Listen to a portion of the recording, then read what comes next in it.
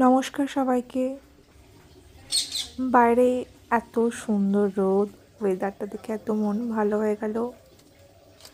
But যা 12টা বাজলো, ব্যাস নাটক শুরু। রোজ রোজ বৃষ্টি ভাল লাগে না। কত সুন্দর শুকিয়ে গিয়েছিল চারপাশটা, সেই আবার